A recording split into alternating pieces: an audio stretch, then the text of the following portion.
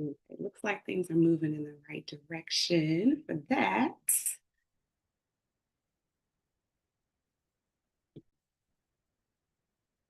Alrighty, we're live on YouTube. It looks like things are moving in the right direction for that. Okay, let me, yeah, mute there. Okay, if someone can go to my Vision Speak Consulting YouTube channel and see, I know it's live, but I would love for you just to confirm that. I'd appreciate it. Vision Speak Consulting on YouTube. And then I am going to hit record on here. Listen, let's go.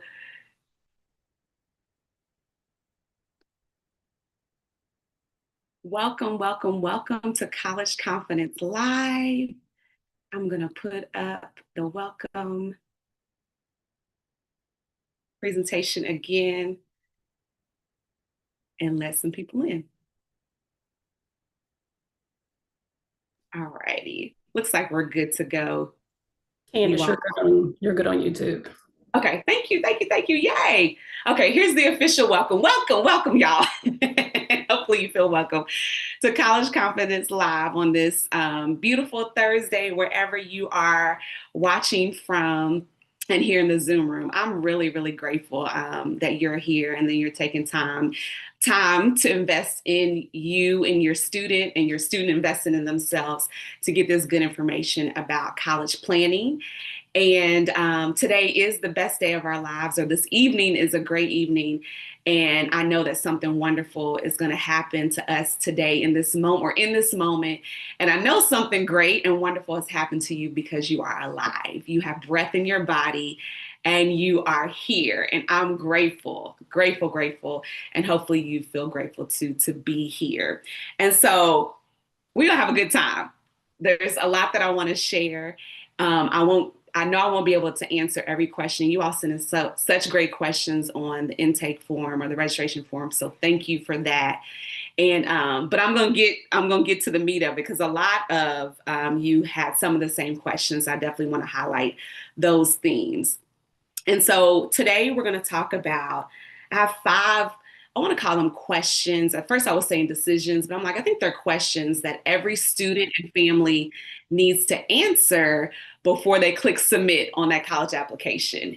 Five questions that every student and family needs to answer or have answered or have answers to these questions before they click submit. But before we get into that, I want us I want us, me included, just to take a deep breath.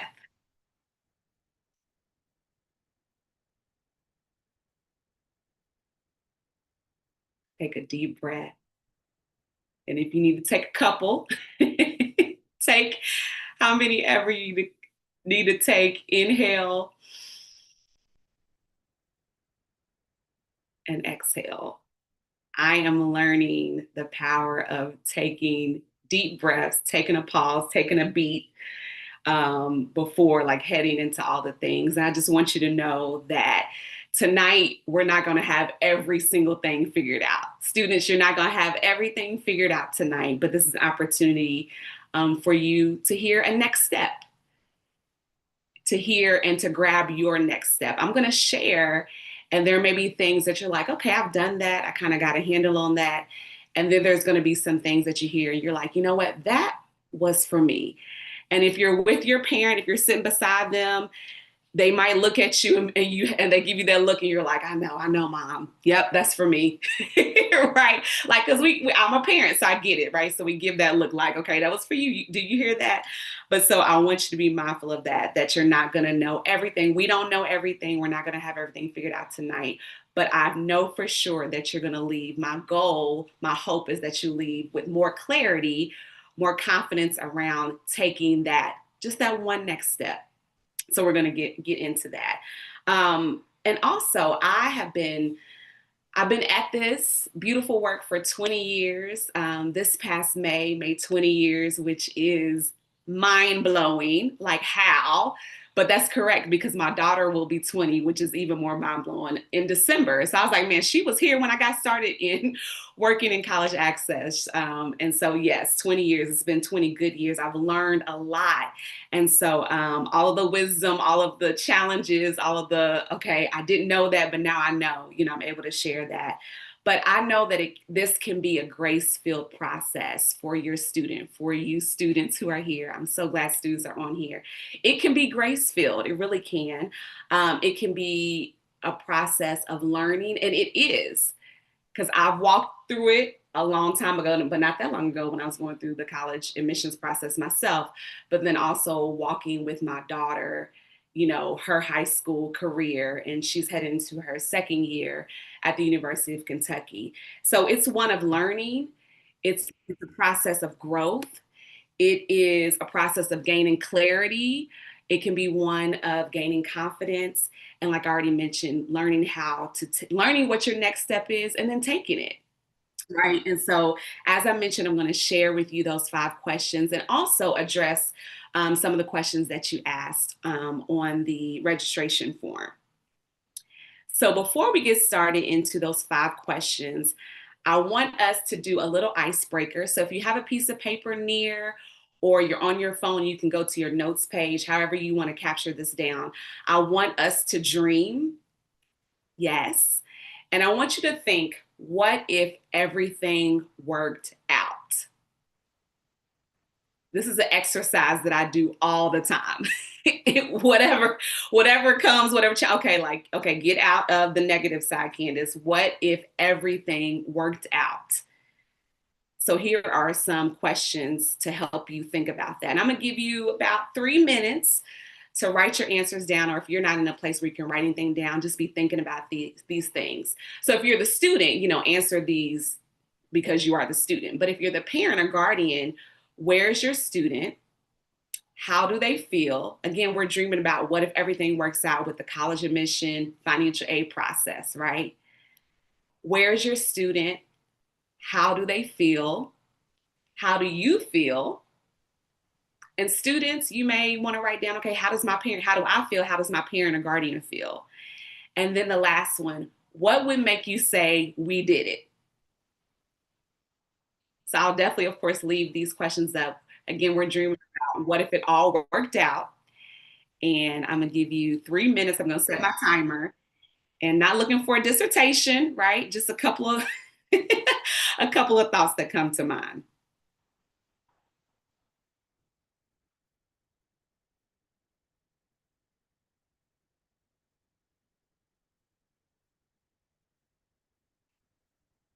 And thank you for the families that are just joining. We are just taking some time, an icebreaker to dream about what if everything worked out.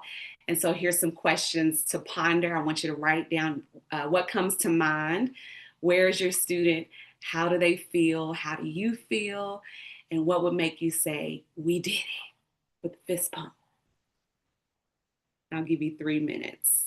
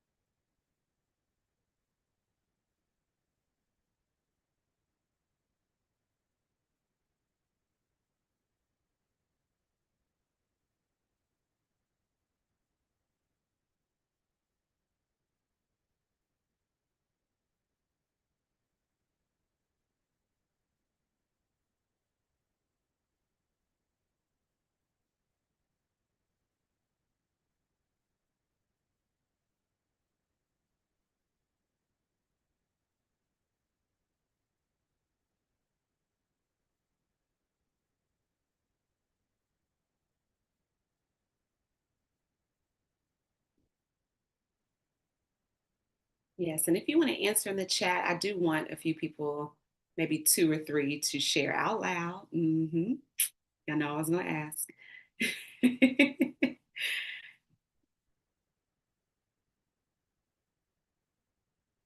But you have about a minute left.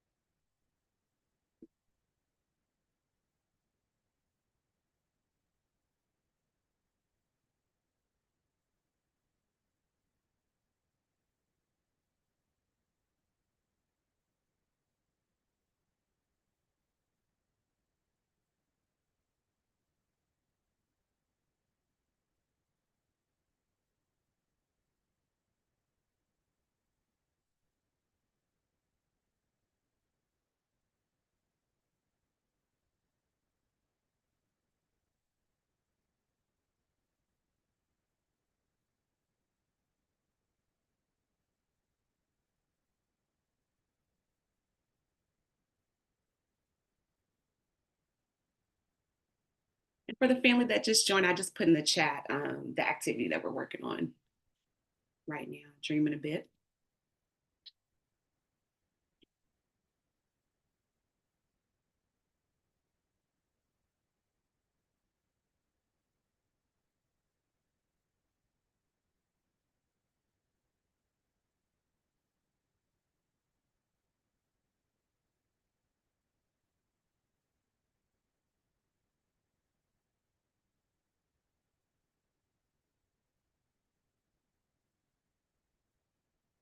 All righty, our time has passed. And so, who wants to share? And you can put it in the chat, or you can come off mute and share out loud. And we will share. Come on now. Yes, go ahead.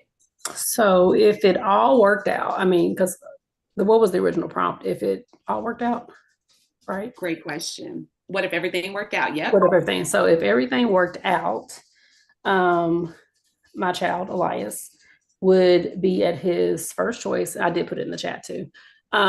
Would be at his first choice of schools.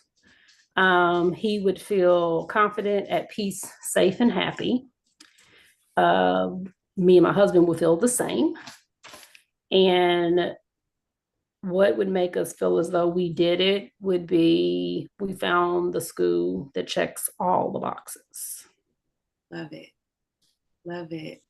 Yes, Elias, I know you're over there smiling. Thank you guys so much for that. I love it so much. And we'll take one more. I can share, Candace. Yes, thank you, Candace. It's very similar. If it all worked out, my daughter, who is a junior, so we have another year with her, 2 more years, would be in a college of her choice, which is a great fit for her. Not where I want her to go, but where she wants to go, and it fits her and what she wants to do and what she's striving to do. She would feel excited and she would feel comfortable being there. I would feel, or my husband and I would feel at peace with the decision, but for us, financially at peace as well. My husband is a big numbers person, so I think he would want to be in a situation where hopefully she's gotten some scholarships and we're not worried about how we're going to pay for all of this. And that what would make us say we did it is if she was enrolled, her tuition was covered or partly covered, and that she was again excited and ready to learn and to begin the next chapter of her life. So good. Thank you for sharing that. So good. And Alethea, I see your comment in the chat too. And Keisha, thank you for sharing that in the chat.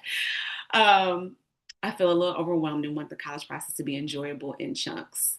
Yep, I feel that 100%. I know everyone else does too. Probably like ditto, y'all over there like ditto.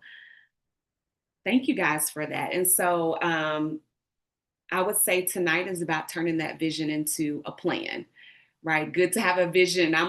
My business called Vision Speak, so I'm always casting that vision. But then we also know that there has to be steps to go along with that vision. So I encourage you to keep what you wrote down, or if you didn't write it down, to write it down later so you don't forget, right? And keep that in front of you. Share it with your students, share it with your parent if you're on here, and you're not with your parent, or somebody that you trust. And so you can circle back to that, like, this is the vision that we have. Okay. And then here's what we can do and how we can partner with one another, with our team. And I'll get into talking about that to help this vision come into reality. All righty. Thank you all for doing that so much.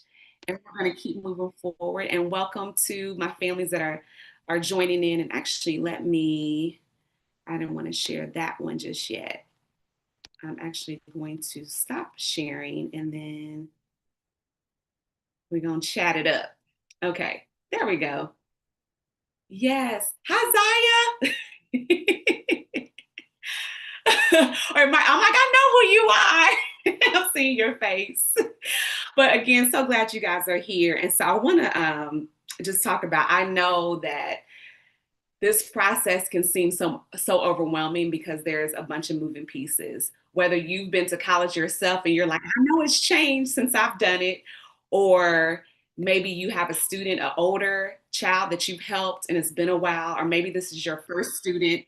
So it's like you want the things that you all shared, you want them to be a good experience for them. You want it to be enjoyable in chunks.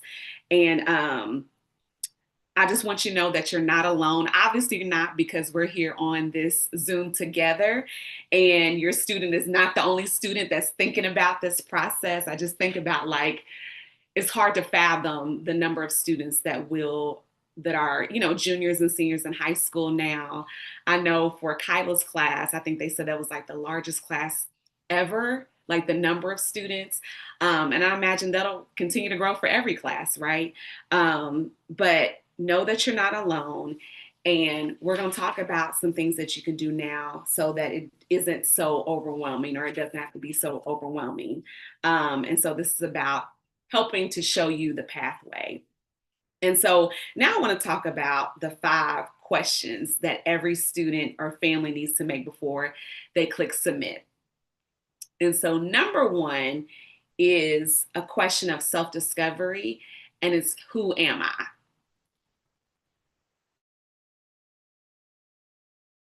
Families want to answer before clicking submit is one of self-discovery, and is, who am I? It can be so easy to start with the college list. There's a lot of great colleges in the United States and even outside of the United States. We have a lot of schools. We have a lot of options. There's a lot of pathways. But what I have found to be most helpful for students, and even my own, is starting with, who are they? Who is your student? What are their interests? What do they dislike? Sometimes that can help us narrow down some things. What do they like? What do they dislike? What do you see them not doing? You're like, nope, so-and-so student can do that, but my child, we're over here on a different path, which is okay, which is great, actually. Your student's not like you, which sometimes you might be like, dang, or other times like, that's a good thing. It really is. They are their own unique person on purpose. And so your student knowing their interests, knowing the strengths, the things that they're really, really good at. I like to ask students, because sometimes it may be hard for students to verbalize what they're good at or name their strengths. And so I'll ask, what is it that people compliment you on? That teacher, or even your parent, or maybe you can ask your older cousin. And because they can do some self-reflection and help give a student language to their strengths and their giftings. Something else is knowing their values, students knowing their values, what's important to them. I feel like a lot of students, they like their space, right? And so I've heard students say, I don't want a room with somebody. That's a whole nother discussion. But students like their space, right? Like they like their own space. What are the goals that students have? And I think if they can't name them specifically, asking, well, where do you see yourself? Just almost like the exercise that we just did. You know, what are the things that you want to have? How do you want to feel in 5 to 6 years? They may help them at least start thinking about the goals that they have. I remember reading a strength-based parenting book. It was over 10 years ago. And I think it was like chapter 2. I don't remember the name of the chapter, but I'll never forget the quote that was at the top of the chapter in italics.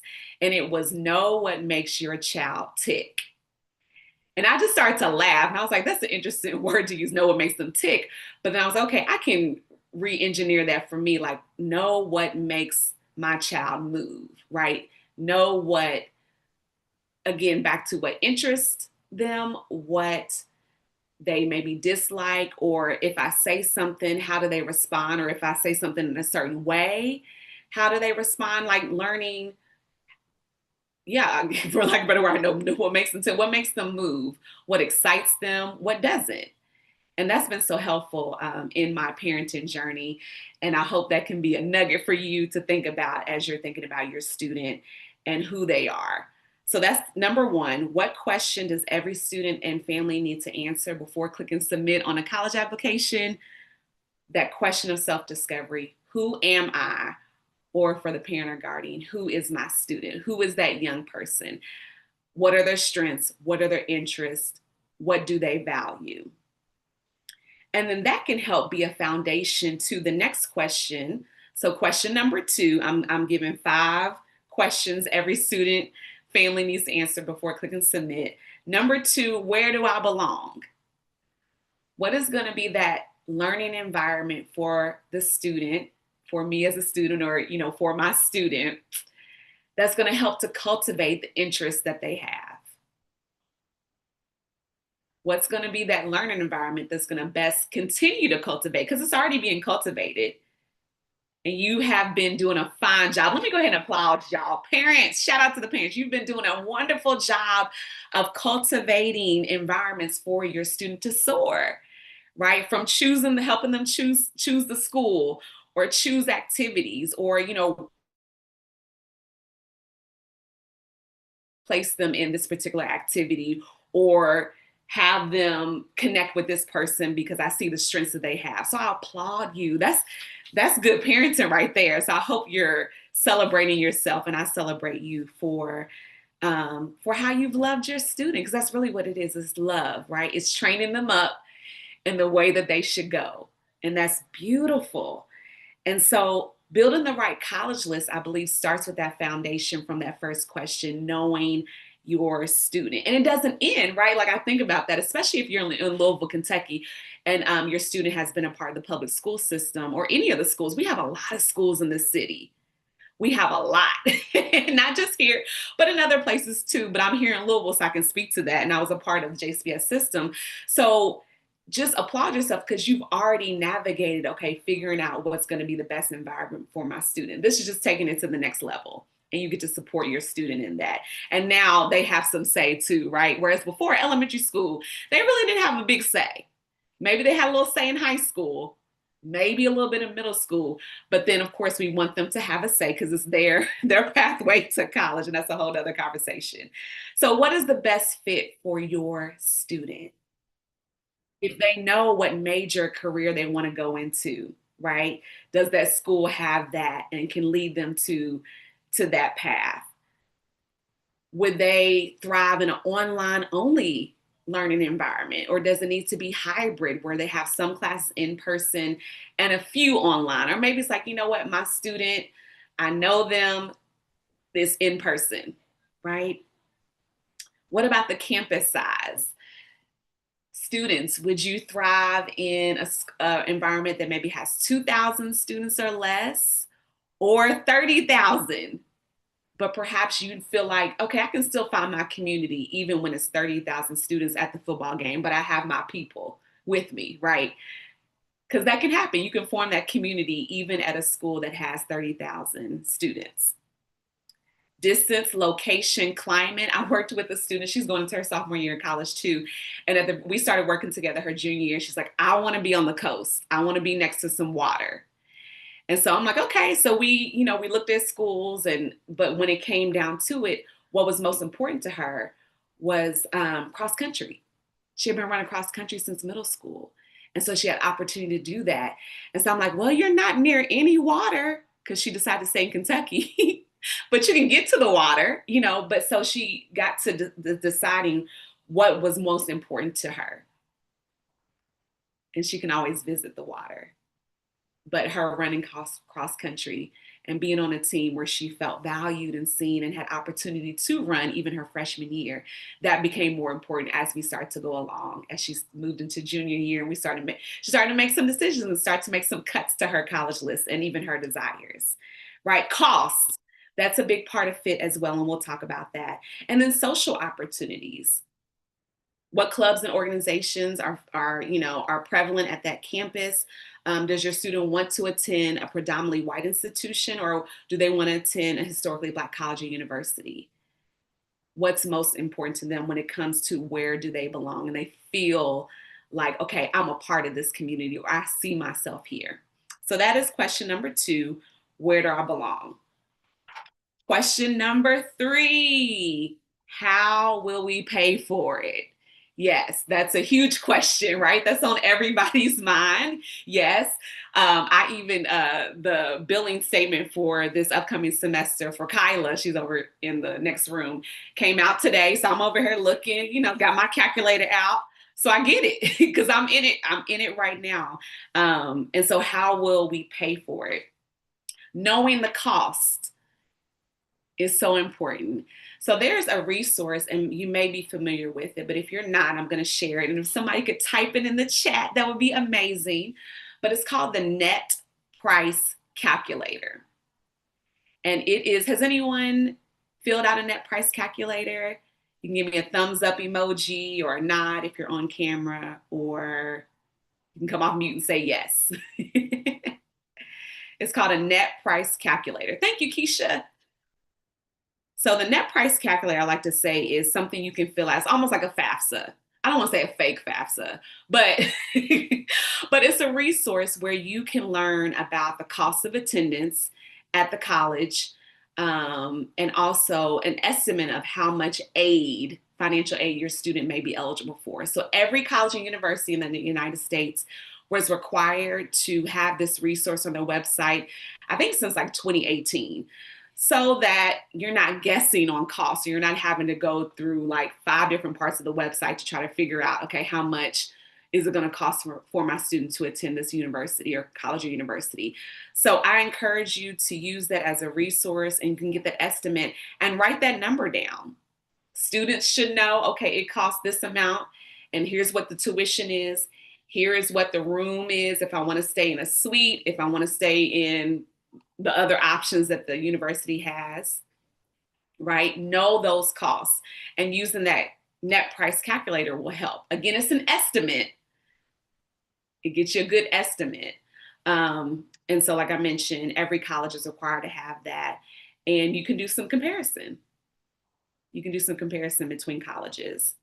And so I had a conversation with a school counselor just the other day, and we were talking about the cost before the cost. Because we know about tuition, or we talk about room and board. I just named those things, books and supplies, other fees that come, athletic fee, a student fee. But what about the cost before the cost? The cost to travel to see the college. If your student is taking standardized testing, ACT or SAT, if they have a cost for those, or they may be on a fee waiver they can use. There are costs to the application. So even thinking about the cost before the cost, and how can those things be reduced if possible. So being aware of that. The free application for federal student aid, FAFSA. Anybody remember filling that out back in the day? If you did. So there's definitely been a lot of good changes in terms of the functionality of the application. And so it is a good first step for students. Students will fill out the FAFSA for the very first time October of their senior year. So my class of 2027, they will fill out the FAFSA for the high school class of 2027, my seniors. They'll fill out the FAFSA for the first time October, in a few months, which is wild to think about. But it's a first step. It's an application where students are applying for a couple of programs, grants from the federal government and from their state government. Some scholarships require that students complete the FAFSA, and work study. So those are the four main financial aid programs that students are applying for when they complete the FAFSA: grants, work study, some scholarships, and student loans. I don't think I said student loans yet. Those four things. So you might not be like, yes, I'm ready for a loan, but it may be an option, or it is an option. And that's something that you'll strategize about. So number three, how will we pay for it? It may be through some different buckets. The hope is, oh man, we can get a real big scholarship that will cover everything. But a lot of times it's a combination of scholarships, grants, maybe a student loan, work study. If you have college savings, or you have some other pot of, funding set aside for your student, it may be a combination of those things. So I just encourage you to have the conversation so that your student knows what to expect and knows the goal. I start off knowing, what is the cost? That was something that I did with Kyla. I had a spreadsheet, because I'm a spreadsheet girl, on Google Sheets, and had the list of the colleges she was interested in. And then the next column over, I think I had like the location, because she did apply to some schools out of state. And then one of the other columns was the cost, so she could see that. And we talked through that, so she was aware. And of course, every family is different. And so your students, you know yourself. And so be aware of those costs. And for me, it's like having that vision in front of you. And so you know what you're working towards. So we can start like, okay, ooh, we got this scholarship. Okay, so now we need we need this to cover that, or we have this. The goal isn't to win, or maybe it is to win that big scholarship, but just know there's a strategy, and it may come from some different buckets in terms of funding a college education. So that's number three.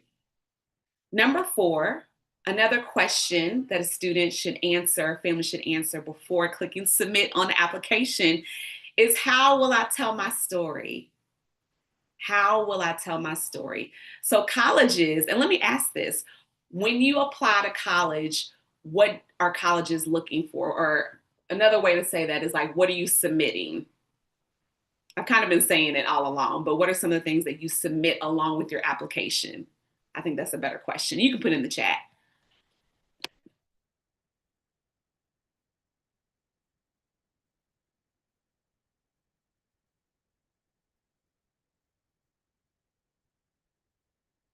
What are some things that you have to, transcripts. Yep, anything else? Essay, Not every college requires an essay, but some do. Yes, test scores. Thank you, Candace. Yeah, so those all tell a story. How will I tell my story? Well, you have to submit a transcript, so your transcript tells a story. And so for my juniors, this year matters. For my seniors, this year matters too.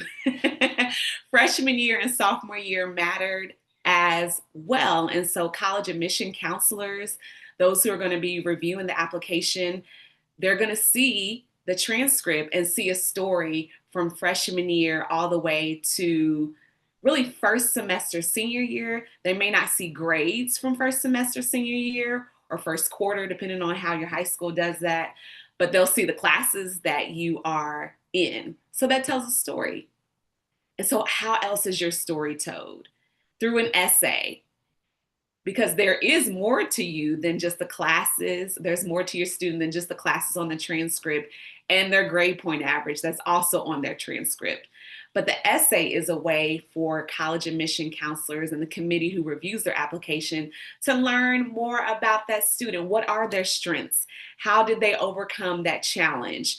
What were the things that they learned from being involved in a particular activity, whether that was a sport or a club, or maybe they worked after school and on the weekends, right? And they learned a valuable lesson about work ethic, whatever they decide their essay is going to be. But that just gives the people that are going to be reviewing their application in the admissions office another data point, another beautiful data point to go along with the transcript and the application. So how will you tell your story? What's the story that your classes are going to tell from senior year? What's the story that your transcript, shares? Maybe freshman year wasn't the best, but the sophomore year, did you gain more confidence? Did you, start to really lock in, as young people say, and I say it too. Does it show that you locked in, right? And understood that, okay, I'm here for a reason and I'm enjoying my classes. I'm going to do what I need to do. Does your transcript show the rigor of your curriculum? Did you take advanced classes? Did you take any dual credit classes? And if you didn't, that's okay. Did you take classes that you were interested in? Maybe you didn't get an A in that class. Maybe it was a strong C, but you worked that class, okay? You worked with the teacher, you stayed after school, you got some extra help. And maybe those are things you can share even within an essay. Another data point that shares a story is recommendation letters. Not every college requires a recommendation letter, but it's good to have one or a couple on deck. I've seen a lot of scholarship organizations, they want at least one or two recommendations from an adult that can speak to your character, to your work ethic, to your academic strength, how you overcame that challenge in that particular class, how you turned things around, how you helped other students, whatever that may be. And so I encourage my students to think about who are the teachers that I've had junior year, if you're a senior, juniors, you have a chance, if you're a junior or a parent of a junior here, encourage your student to start thinking about those junior year teachers as they start school soon. Or maybe even sophomore years that can speak to your academic strength within that class and your character. And so I recommend having a teacher that represents the humanities, so English, history, world language, and then another teacher write a recommendation that's in the STEM, so science, math, and then the other letters, right? Or if you are a performing artist or visual artist, perhaps, and that to me falls under humanities, so from a teacher from that pathway as well to write a recommendation letter. Or if your student worked, perhaps their manager, their boss, can write a recommendation letter as well. Or if they've been involved in a community organization or an after-school activity, the sponsor of that activity could write a letter. So that was number 4, how will I tell my story? And then last but not least, and I'm not done, I still have a bit more to share. What's my next step? What's my next step? So after applying to colleges, right? The colleges are making their decision, but then ultimately the student is making their decision. As parents, of course, we're supporting them, right? I'm doing the visual, like we're listening to them. We're adding our thoughts and advice, right? In a grace-filled way, right? So you're coming to make that decision. And I would encourage a decision-making process, thinking about the pros and cons. How did you feel when you visit the school? Who did you meet? One of my former colleagues, she said that I thought this was so cool. Actually, I take that back. It was one of the parents I worked with when I was at Collegiate as a college counselor. And she said, she was like, we went on campus and we did their tour, but made sure we had time to just sit in one of those benches. Every college has a bench under a tree or on the sidewalk, right? And just took note of the students. And do they look stressed? How did they look? Just observing. I was like, that is powerful. So I'm going to share that with other families that I work with. So if you have an opportunity to visit campus, you've had the official tour of campus, but just take some time just to sit still and observe the students as they're walking across campus, or if they're in the student center, just take note of their expression, what they're talking about. I've heard students say like the vibe, the energy of campus, right? And using a decision-making process to write out what are our options, right? Taking note of the options, taking note of best fit, kind of what I talked about earlier.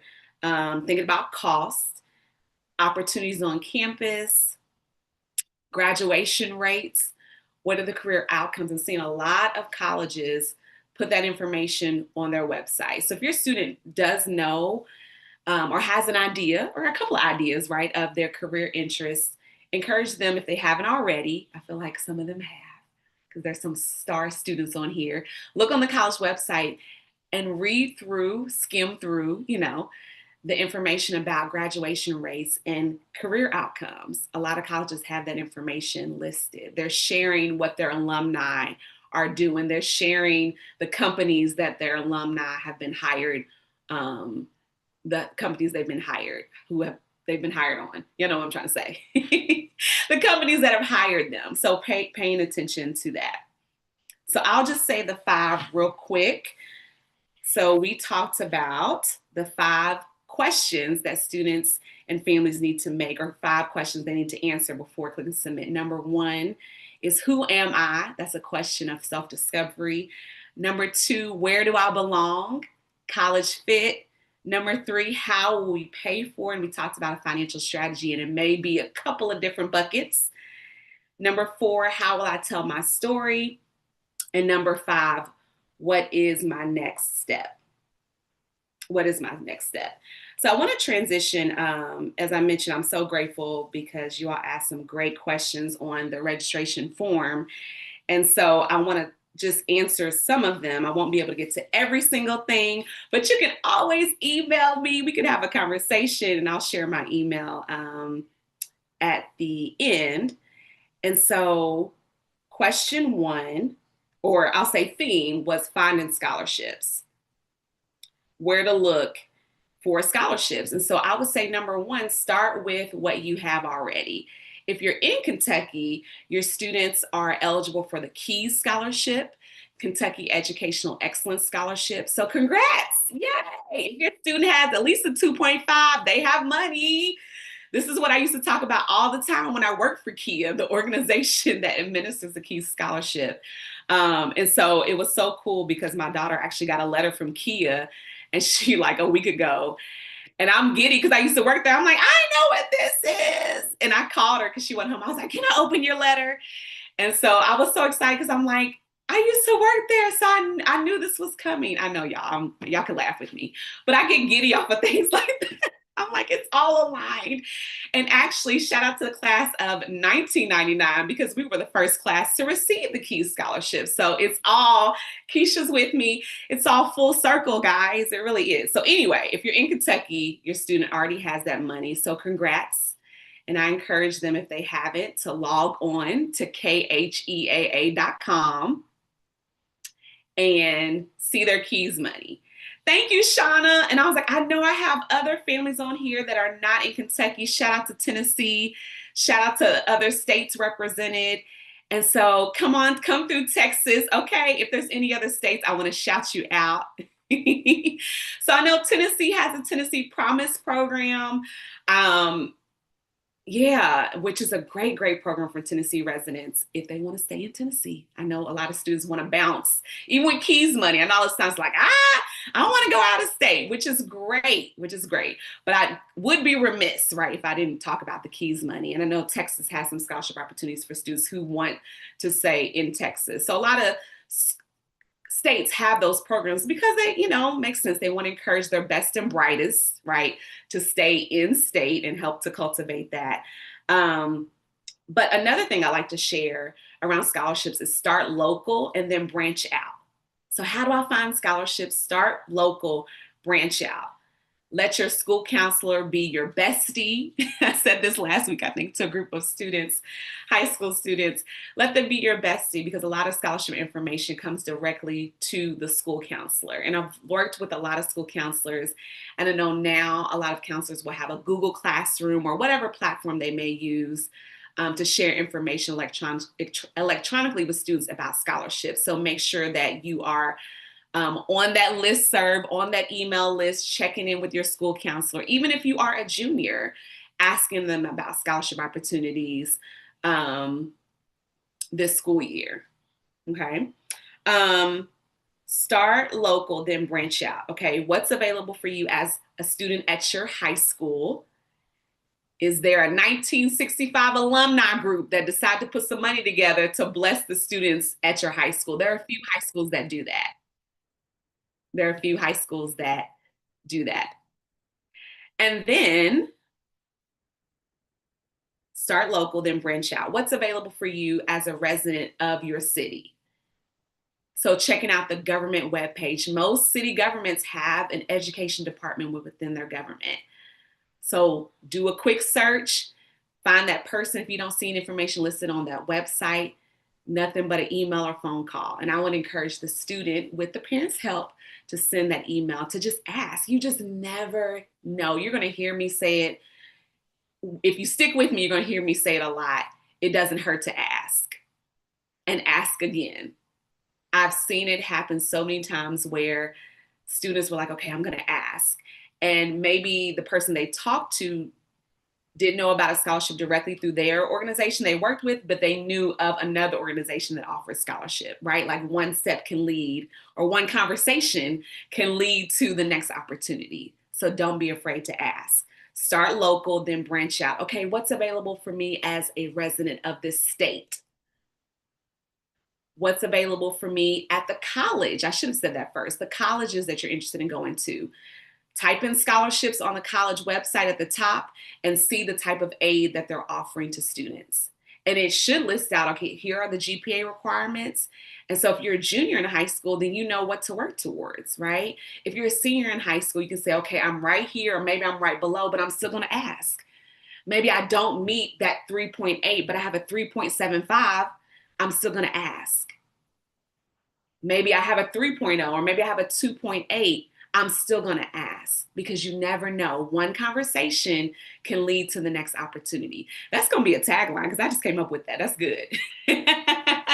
One conversation can lead, one question, one email, one phone call can lead to the next opportunity. Start local, then branch out. And then what's available for me as a resident of this United States, right? So there are a lot of companies, organizations that offer scholarships, but I'm intentional about saying start local, because you think about, I start off talking about that. There's so many seniors, there's so many juniors across the United States applying for the Coca-Cola scholarship. That doesn't mean don't apply. Please still apply. Please still apply for the Coca-Cola scholarship, but also apply for that $500 scholarship from the church. I know y'all are nodding. Okay, good. Or from the sorority or fraternity, okay? Or from the law firm, or from the Kentucky Concrete Association. Yes, there is a Kentucky Concrete Association that gives a $2,000 scholarship. I wonder if there's a Tennessee Concrete Association. I wonder if there's a Texas Concrete Association. Super random, you guys. I'm glad it came to my mind, because when I heard about this literally 20 years ago, when I started in College Access, I was like, you are lying. And then I went on the website and I said, they are not. And they had the essays from the previous winter, and I read through the essays, and I was like, I am going to tell students every single time I present about the Kentucky Concrete Association Scholarship. Because what? I forgot how long the essay had to be, but not long. But basically you talk about the benefits of concrete, and they give you examples, and I think a video to watch. So easy.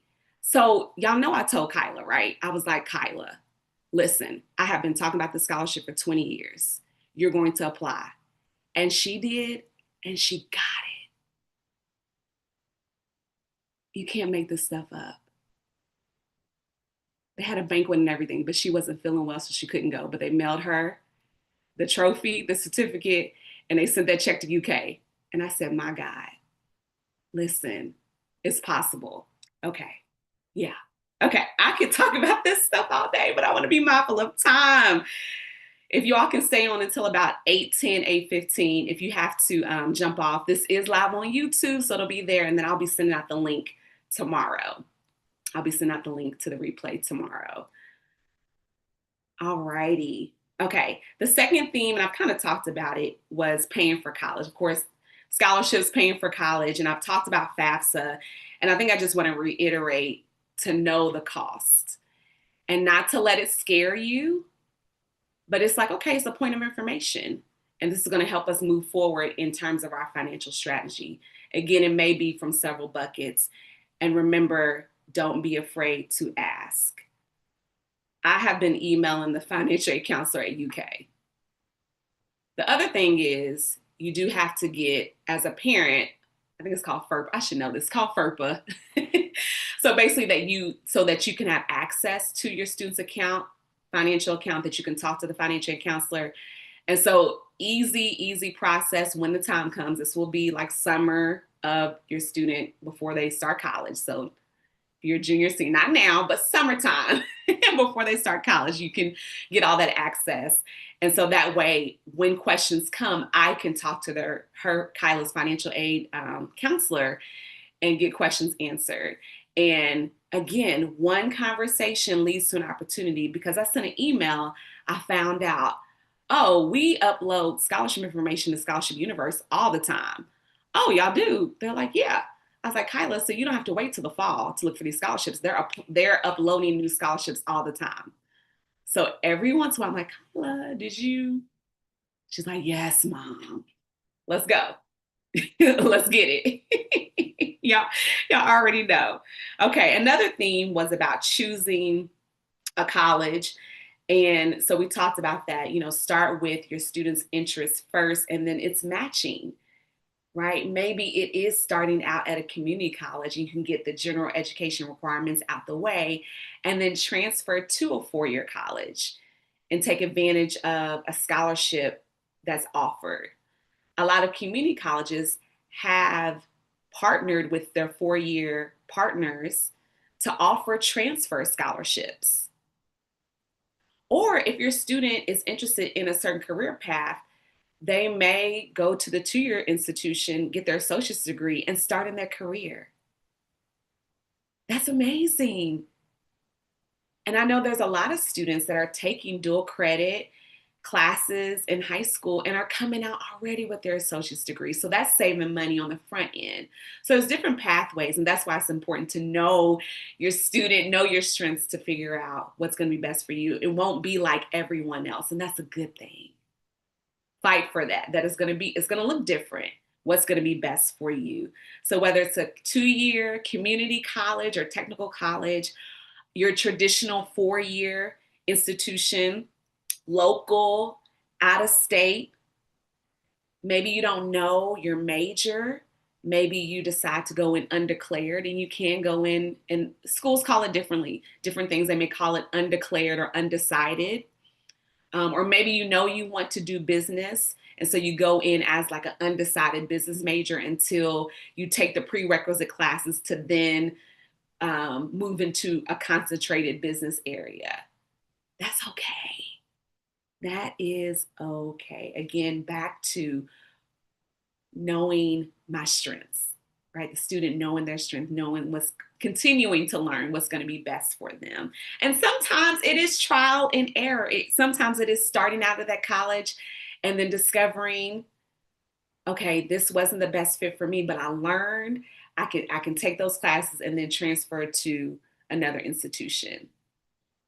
I don't think any student or family wants their student to have to transfer, but sometimes it happens, and that's okay. And then the student finds their place. And it was like, whoo, okay, this is where I'm supposed to be. Not discounting what they did there, but because it's still a learning experience, right? Okay. And then another theme, questions that I got asked about, was about application timeline. So if I were a senior, I'm not a senior, but if I was a senior and it's July 30th, 2026, I would be refining my college list. If I don't have a list, I'm starting to have one, right? I'm going to start one. At least have one school in mind, right? But I'm refining my college list. And actually, and I didn't realize this until I was like, oh my gosh. So most college applications open up on Saturday, August 1st. It's like official, unofficial college application season starts. Yay!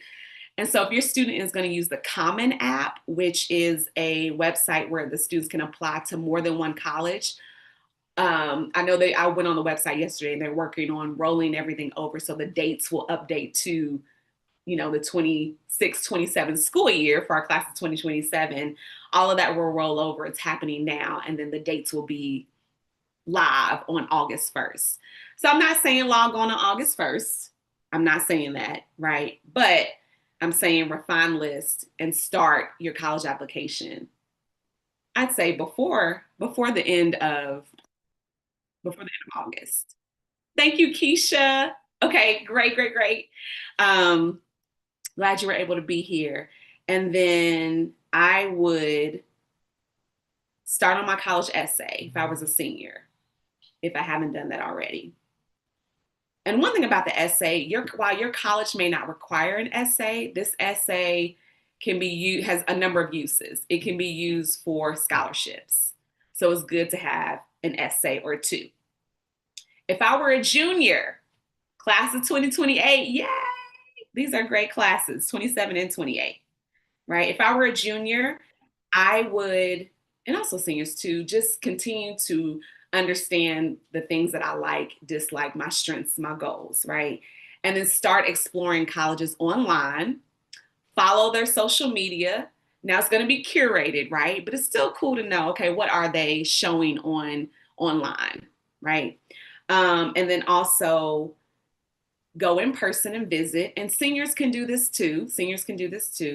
And then when school starts, when your high school starts, find out from your bestie, your school counselor, when colleges are going to be visiting. Because a lot of colleges still send their college admissions counselors to visit the high school.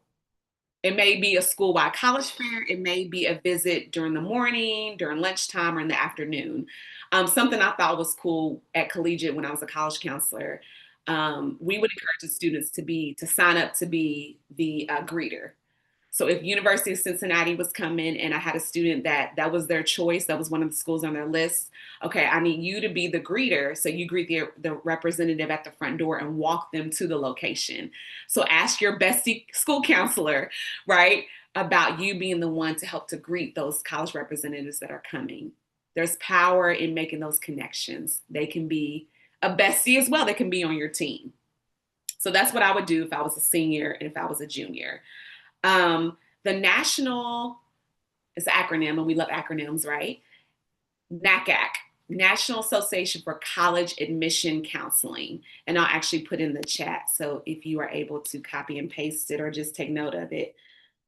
Association for College Admission Counseling. So that is a governing body for school counselors, for college admission counselors, for independent counselors. And this organization hosts college fairs throughout the United States. And so they already have those college fairs listed for the fall. And so please go on the website and see when the college fair is in your state and make plans to go, whether you're a senior, whether you're a junior, or maybe you have a younger student that's a freshman or sophomore, or some freshmen or sophomore students, encourage them to attend those college fairs. And again, it's helping to make those connections and get some good information about maybe even colleges that you've never heard of. So that was the theme I had questions about, or you all submitted questions about application timeline. So I'm going to share my screen and just give me a few more moments and we'll continue to have a great night, right? So I mentioned that I have been working with students and families for 20 years. I didn't do an official introduction, but I did say my name. I'm Dr. Candace. Some students call me Dr. Candace or Dr. J, Dr. Candace Johnson. And my first college access professional position was as a youth counselor with Talent Search, Educational Talent Search, which is a federal TRIO program. I did that for a year and a half, and then I transitioned to Upward Bound at the University of Louisville and served as an academic advisor for I think 4 years, and then was able to transfer to or get a position at Kentucky Higher Education Assistance Authority, which is a higher education organization here in Kentucky that administers financial aid to Kentucky families. And so I was there for 10 and a half years. And oh, I have some beautiful stories to share, but I can't share all that. And then after leaving Kia, I worked for 2 years as a college counselor at a private school here in Louisville Collegiate School. And so with that, I have met with a lot of families, and it's been amazing. Again, I could tell stories, but I'm not. But here's some things that I saw in families that I think will be helpful. Number one is showing up. And you all did that tonight. And if you're watching the replay, you showed up and you listened and you took note of what was shared. And so I applaud you for that. Students who are here, thank you for being here. That matters. I've seen students, they state their goals. They know what their goals are. They may not be able to explain it clearly, but they know what they want and they can share those. Successful students and families ask questions no matter what. Even if they're scared, even if they don't know how to get it all the way out, they start the question, and whoever they're asking the question to, especially I'm like, I know where you're going with this, so I can kind of help you through that. So you ask questions no matter what. And I have to move my thing down. Successful students and families connect with their person. I was talking about besties as the school counselor, the college admissions counselor. They connect with the team that's going to help them through this process.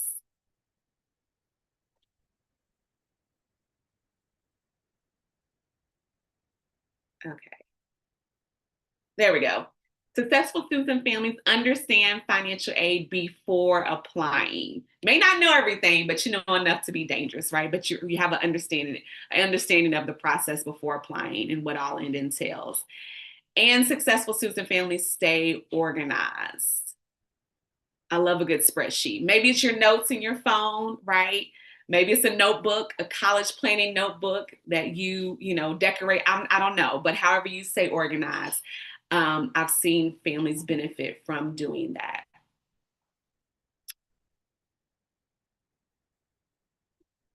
So I want to share, and I hope you all know this, that you're not alone.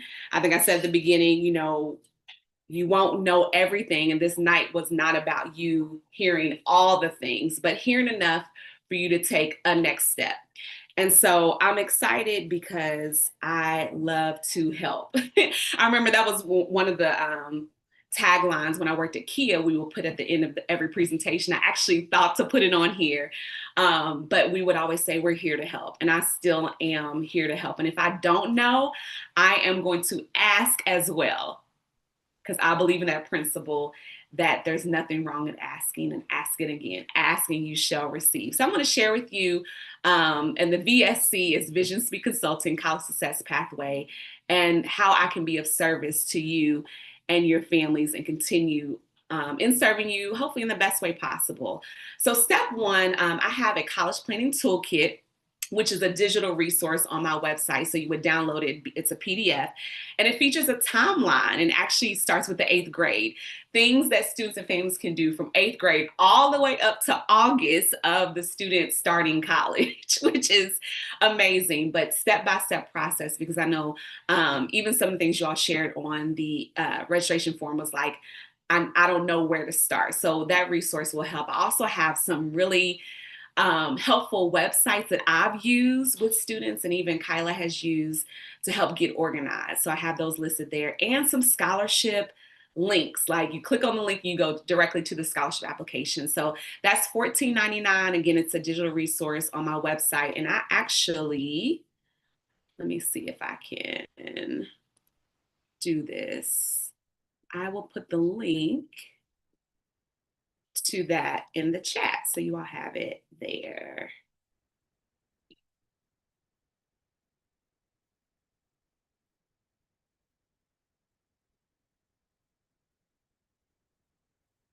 Okay, so that is step one. And then I was trying to decide, like, do I put step two based on the date or not? So I was like, let me do it based on kind of class year. So step two is a college essay lab that I'm going to offer. And I'm really I'm excited about everything. I'm really excited about this. Everything is equal. And so basically I would take a cohort of juniors through writing their college essay. And so at the end of the essay lab, they would have a really good draft of their college essay. So we would do some fun brainstorming ideas and then walk them through building their college essay. So that's going to be in October, October 26th through 29th.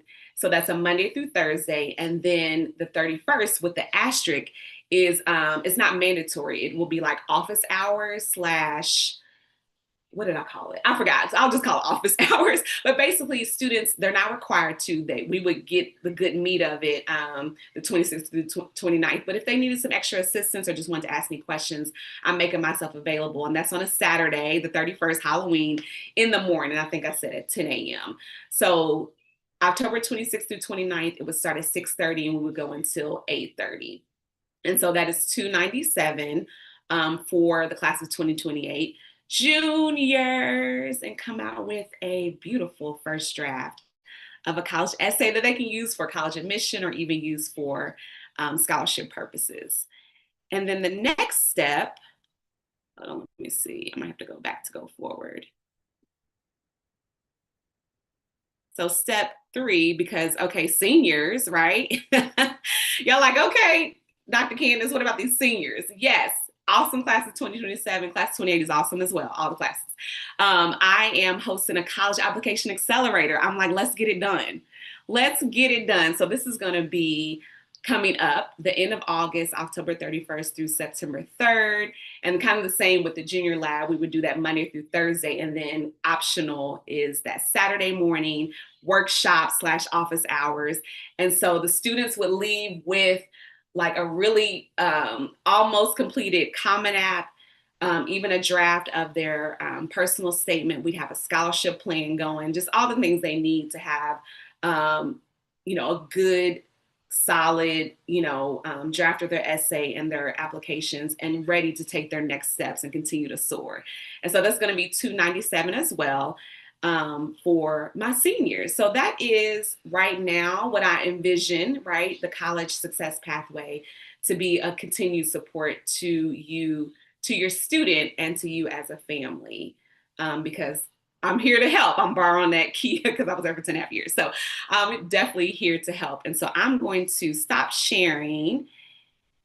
Yes. And then I want to put the links to those resources in the comments as well. So you all have that. So the college essay for my juniors is here. And then registration is live. As you all can see, I'm getting the link directly from my website. So you all can click on that. And like I said, I'll share the links when I send out the replay tomorrow as well. So you'll have that. Or you can go directly to my website and get that information. Okay. Are you all seeing that in the chat? I want to make sure I'm putting it in the right place. Okay. Looks like I did. Can you all see that in the chat? Yes. Okay. Shauna, thank you. Thank you so much. Okay. All righty.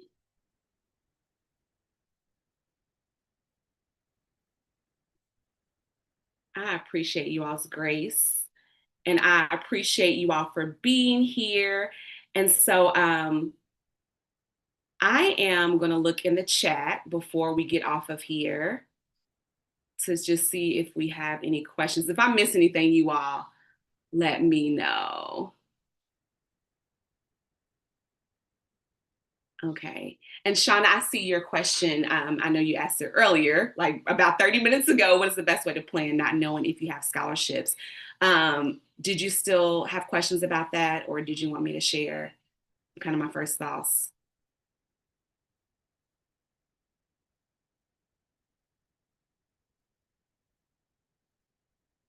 Okay. And I see your other question too. Yep. Yeah, I mean, I think, yeah, I mean, I think that that's everyone's case because you don't know. I mean, I did mention I'm here in Kentucky, so I knew my daughter had Keys money. Um, it wasn't the full amount that she could receive, but I said we take everything. And so we she had the desire to go, and so we were going to make it work. And I knew that because she had talked with the admissions counselor at the college, and a lot of colleges, and I may have said this, but I'll say it again because I think it's important. I might not have said it directly like this, but a lot of colleges, you can look on their website, and there's not a separate scholarship application, but they do give merit-based scholarships from the student's admissions application. So if your student has a certain GPA, if they're submitting test scores, a lot of colleges can go ahead and tell you that yes, they're eligible for this. So you can kind of know you at least have this amount. Or if you have funds set aside, then you know, okay, we have this amount. And then go from there. So I think, you know, if your student still has a desire to attend college, still apply. Still apply and walk through those steps of, you know, getting with the school counselor to find out about different scholarships and connecting with a college admissions counselor. Of course, I mentioned, you know, looking on the school website to see what they have, but also talking directly to a college admission counselor because things are changing. And so you want to know, okay, what is the latest information about the scholarships that you all offer to students? So I think you still apply for admission. And a lot of times you won't find out about scholarships, particularly from the college, until like maybe December or January or even February, because a lot of admission and scholarship deadlines for the college, just the college strictly, is like November, December, January. So it's like you're applying and then you're like, you know, you're waiting to hear back. So hopefully that answers your questions. You still apply. And then in the spring, every student will receive a financial aid. Every college calls it something different, but I'll say financial aid award notification. And so it will list out officially what the student is eligible for, scholarships from the school, any aid from the FAFSA, like the grants, the work study, the federal loan, any outside scholarships that the school knows about because the student has told them about it already, so that you have a good picture of what the cost is before making the decision. May 1st is the official like college decision day where colleges want students to go ahead and make a decision and pay an enrollment deposit. But a lot of students make that decision well before May. Some are still weighing and you know, looking at costs and things like that. But a lot of families I have found make the decision before May 1st, and they're looking at some of the things that you mentioned, right? Like the scholarship, the financial aid, to then make the decision. I know that was a long answer, but hopefully that answered your question. And then, and Shauna, yes, I am. So just send me an email and we can talk about, she asked if I'm hireable for one-on-one. I am. And so I'm going to put my email down and you can email me and we can set up a call to talk about that. And that's for anybody. If you want to talk further about my services, we can definitely get on Zoom and do that complimentary.